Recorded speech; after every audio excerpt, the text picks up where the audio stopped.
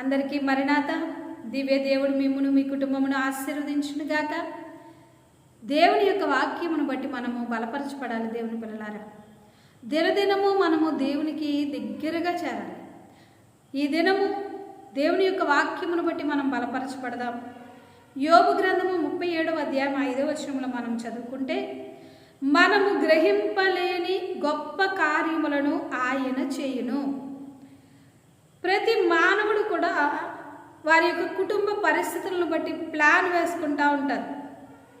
ఇలా జరగాలి, ఇది ఇలా జరిగితే బాగుండు, పిల్లల భవిష్యత్తు ఇలా ఉండాలి, నా కుటుంబ నిర్మాణం ఇలా ఉండాలి, అలాగునే వ్యాపారాల విషయంలో, ఉద్యోగముల విషయంలో, అలాగునే జీవన శైలిలో అనేకమైనటువంటి పరిస్థితులను బట్టి మరి ఒక నిర్మాణము లేక ఒక ఆలోచన, ఒక ఆశ కలిగి ఉంటారు. కానీ మన ఆలోచన జరగనప్పుడు మనము నిరాశలోనికి వెళ్ళిపోతాం.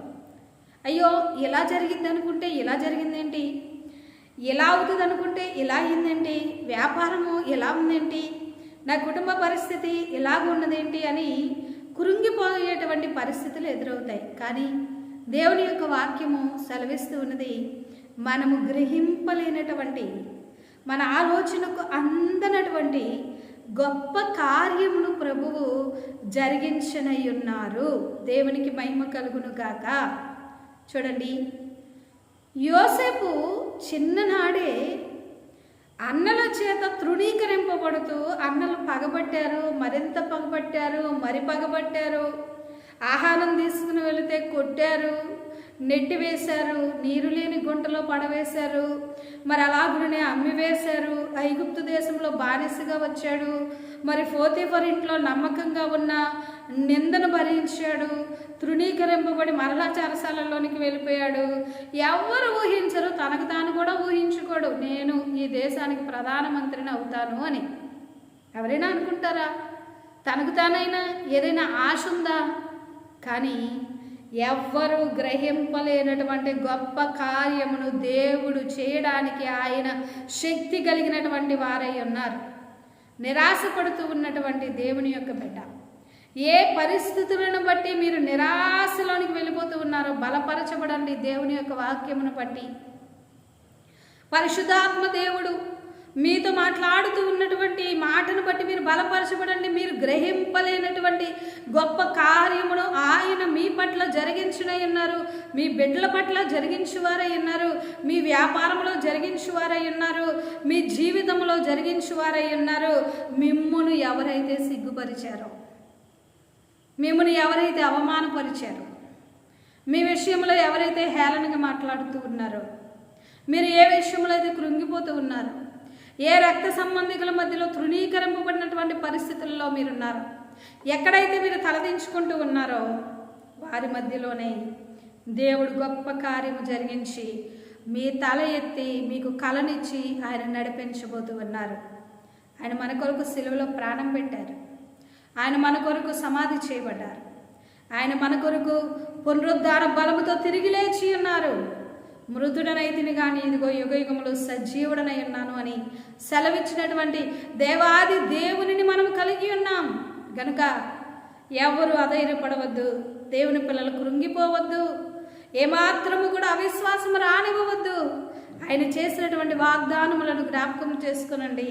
నిన్ను విడవను, నిన్ను ఎడబాయను అని ప్రభు సెలవిచ్చి ఉన్నారు. ఆయన మరి మిమ్మల్ని విడవక నడిపించువారై ఉన్నారు.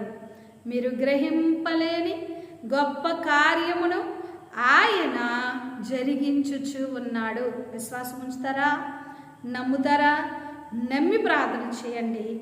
దేవుని యొక్క కృప మీకు, మీ కుటుంబముకు, మీరు చేసేటువంటి పనికి తోడయండి నడిపించును. చిన్న ప్రార్థన చేసుకుందాం. సర్వశక్తి కలిగిన తండ్రి, మిక్కిలి కనికరము కలిగిన దేవా, మీ బిడ్డలైనటువంటి వారు నాయన ఏ పరిస్థితిని బట్టి కృంగిపోతూ ఉన్నారో మీరే సహాయం చేయండి ప్రభువా.